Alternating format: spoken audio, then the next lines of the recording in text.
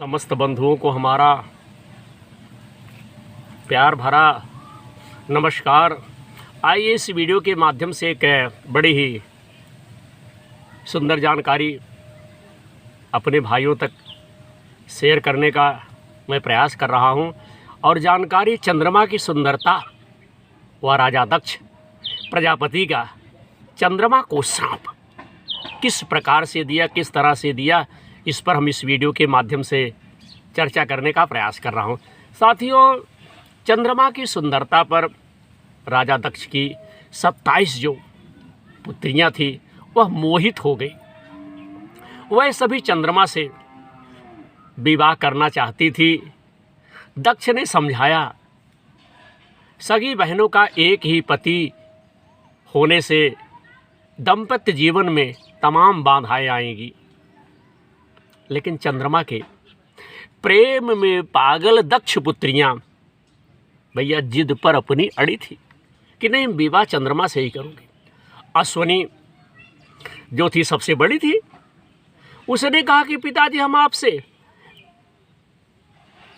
मैं वादा करती हूं कि मैं अपने बहनों के साथ मेलजोल से मित्रवत रहेंगे, आपको शिकायत नहीं मिलेगी पिताजी। दक्ष ने जब भैया इस प्रकार की बातें हुई तो दक्ष ने 27 कन्याओं का विवाह बंधुओं चंद्रमा के साथ कर दिया।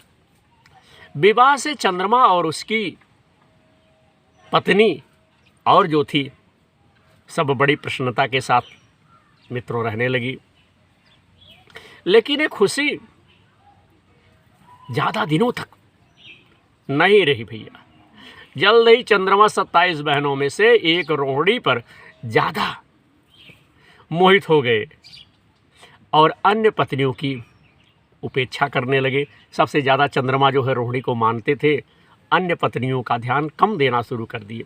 तो जब भैया ऐसी समस्या आ गई तो यह बात दक्ष को जब पता चली और उन्होंने चंद्रमा को समझाया, कुछ दिनों तक चंद्रमा ठीक रहे, लेकिन जल्द ही वापस रोहिणी पर उनकी आसक्ति पहले से ज़्यादा बंधु और हो गई।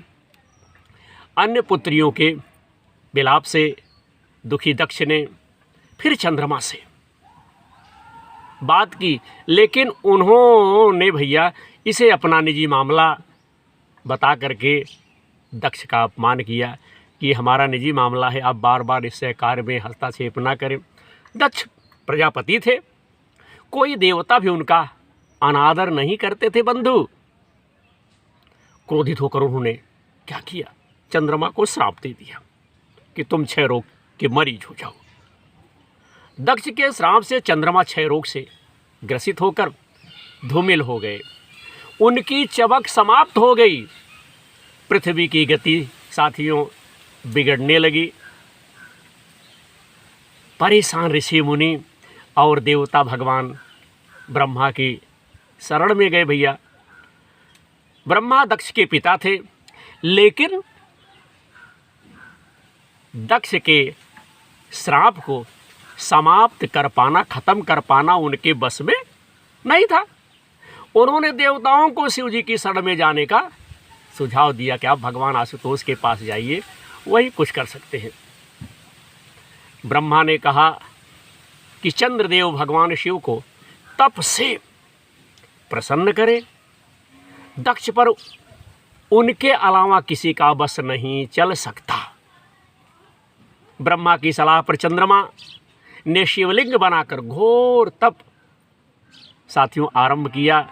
महादेव जी प्रसन्न हुए और चंद्रमा से वरदान मांगने को कहा। चंद्रमा ने शिव जी से अपने सभी पापों के लिए क्षमा मांगते हुए क्षय रोग से मुक्ति का वरदान मांगा। भगवान शिव ने कहा कि तुम्हें जिसने श्राप दिया है वही कोई साधारण व्यक्ति नहीं है। आपको जिसने श्राप दिया वह कोई हल्का आदमी नहीं है, साधारण नहीं है। उसके श्राप को समाप्त कर पाना, खत्म कर पाना संभव नहीं है। फिर भी मैं तुम्हारे लिए कुछ ना कुछ अवश्य करूँगा। शिव जी बोले, एक माह में जो दो पक्ष होते हैं, कृष्ण पक्ष और शुक्ल पक्ष होता है, तो जो दो पक्ष होते हैं उसमें से एक पक्ष में तुम मेरे वरदान से निखर जाओगे, चमक जाओगे, लेकिन दक्ष के श्राप के प्रभाव से दूसरे पक्ष में क्षीण हो जाओगे।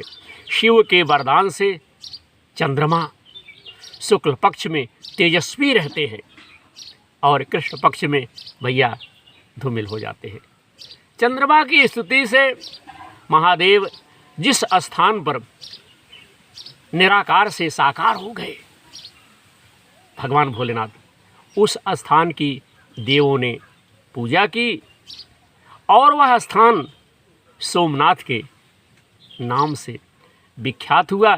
चंद्रमा की वह 27 पत्नियां, स्त्रियां जो हैं चंद्रमा की वह 27 पत्नियां ही 27 विभिन्न नक्षत्र हैं। तो आज हमने शिव पुराण से संबंधित एक छोटी सी जानकारी अपने भाइयों को इस वीडियो के माध्यम से चंद्रमा की सुंदरता व राजा दक्ष प्रजापति का चंद्रमा को किस प्रकार से श्राप दिया, इस वीडियो के माध्यम से हमने शेयर की। आशा है हमारे भाइयों को यह जानकारी अच्छी लगेगी। जय शिव शंकर भोलेनाथ।